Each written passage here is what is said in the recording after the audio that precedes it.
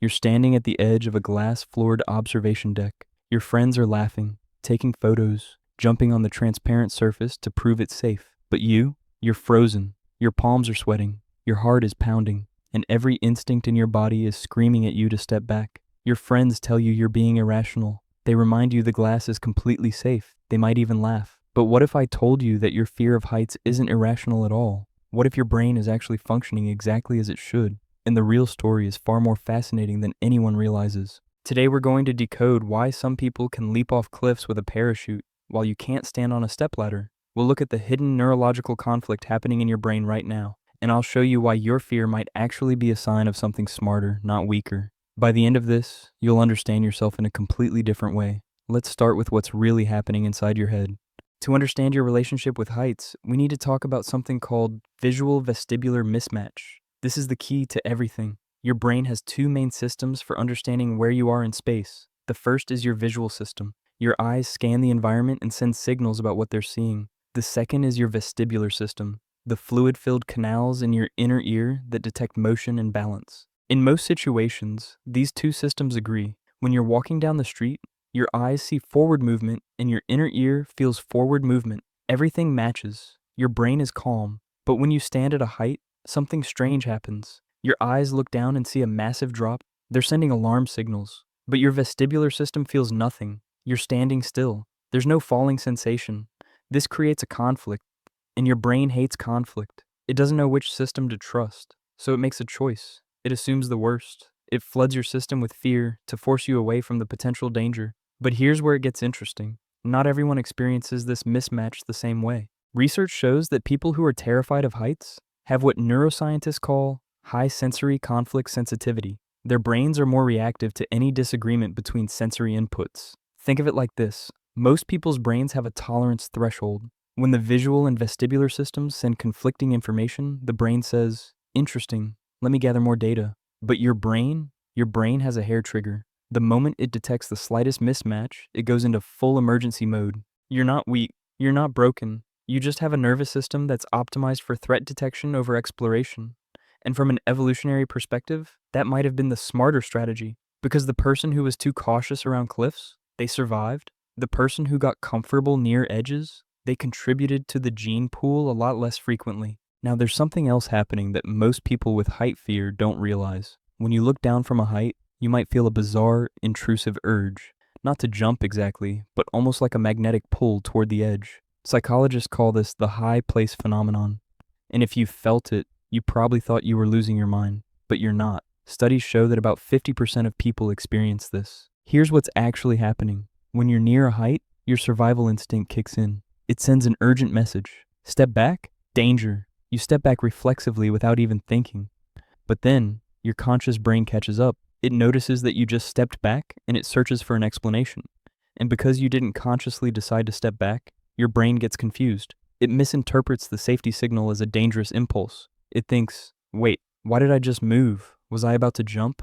The answer is no. You were never about to jump. Your body was doing the exact opposite, protecting you. But the split second of confusion between your automatic response and your conscious awareness creates this terrifying false alarm. It's your brain misreading its own safety protocol. So if this fear is so deeply wired, why do some people seem immune to it? Why can some people go skydiving while others can't climb a ladder? The answer lies in something called learned safety versus learned fear. When you were a child, your brain was forming associations. If you climbed trees, jumped off playground equipment, and explored heights without consequence, your brain built a library of safe experiences. It learned that height doesn't always equal danger. But if you fell once, or even just witnessed someone else fall, or if a parent constantly warned you to be careful, your brain built a different library. It cataloged heights as high risk. And once that association is formed, it becomes a filter. Every time you approach a height, your brain searches its database and finds those warning flags. It doesn't matter that you're an adult now. It doesn't matter that you logically understand the railing is secure.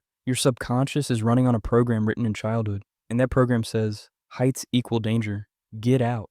But there's something even deeper going on, because it's not just about the height itself. It's about control, or rather the lack of it. When you're on the ground, you have agency. You can move in any direction. You can change your mind. But when you're on a narrow platform or a glass floor, your options collapse. You can't escape quickly. You're locked into the moment.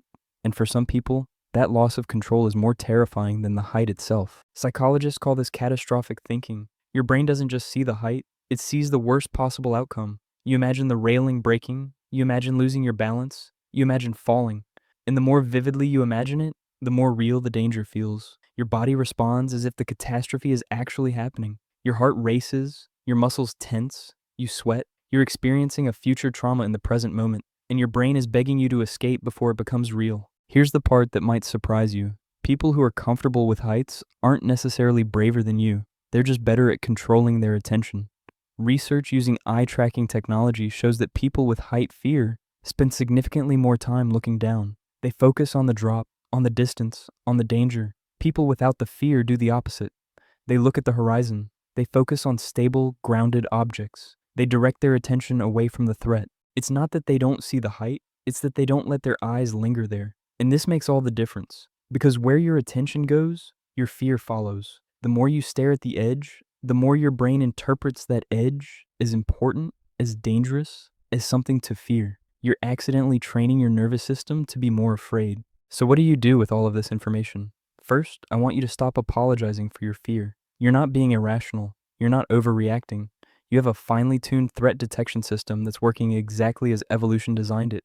The person who mocks you for being afraid of heights, their system is just calibrated differently. Neither of you is right or wrong. You're just operating with different safety margins. But if your fear is limiting your life, if it's keeping you from experiences you actually want to have, there are ways to retrain your nervous system. The key is gradual exposure with control. You can't force yourself to stand on a cliff and expect your brain to suddenly feel safe. That's like trying to convince someone who's afraid of dogs to pet a wolf. It doesn't work, but you can start small. Stand on a sturdy chair in your living room. Let your nervous system feel the slight elevation and realize nothing bad happens. Then move to a second-floor balcony with a solid railing, then a third-floor window. Slowly, you're teaching your brain a new story. You're building a library of safe height experiences, and over time, the threat response weakens. The other tool is attention control. When you're at a height, resist the urge to look down. Force your eyes to focus on the horizon, on something stable and far away. This isn't about pretending the height doesn't exist. It's about not feeding the fear with your focus. You're redirecting your brain's resources towards safety instead of threat. And finally, breathe. When you're afraid, your breathing becomes shallow and rapid.